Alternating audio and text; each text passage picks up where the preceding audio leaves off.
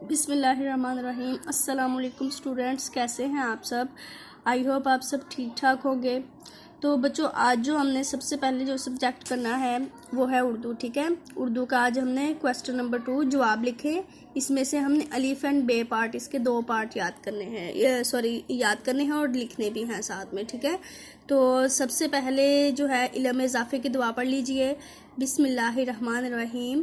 ربی زدنی علما، اے میرے اللہ میرے علم میں اضافہ فرما، آمین، ٹھیک ہے؟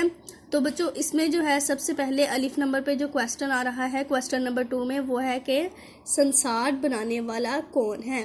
تو آپ سب بھی جانتے ہیں سنسار یعنی کہ دنیا بنانے والا کون ہے؟ وہ اللہ تعالیٰ ہے، ٹھیک ہے؟ اس کا آنسر میں ابھی لکھ دیتی ہوں، آپ بھی اپنی بکس کے اوپر جو ہے اس کو رائٹ کر لینا۔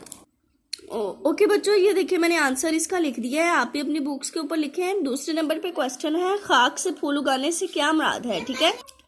ٹھیک ہے بچوں، خاک سے پھول اگانے سے مراد ہے زمین کے اندر سے پھول کا نکلنا یا پھول کا اگنا، ٹھیک ہے بچوں؟ اس کا آنسر لکھنے کا طریقہ سیم وہی ہے جیسے کہ میں آپ کو کلاس ورک میں کرواتی ہوتی ہوں۔ ادھر آپ جو ہے 1 لکھ لیں گے، ٹھیک ہے؟ آنسر کے اندر ادھر آپ 1 لکھیں گے، اور پھر ہے خاک سے پھول اگانے سے کیا جو ہے وہ آپ کٹ کر دیں گے، مراد ہے، ٹھیک ہے؟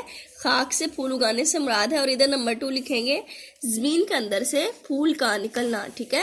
تو یہ ہمارا آنسر بن جائے گا خاک سے پھول اگانے سے مراد ہے زمین کے اندر سے پھول کا نکلنا، ٹھیک ہے؟ تو بچوں، یہ کویسچن جو ہے آپ نے دونوں کویسچن جو ہے اپنی نوٹ بکس کے اوپر لکھنے بھی ہے اور ان کو اچھے سے یاد بھی کر لینا ہے۔ اپنا بہت زیادہ خیال رکھیے گا۔ اللہ حافظ۔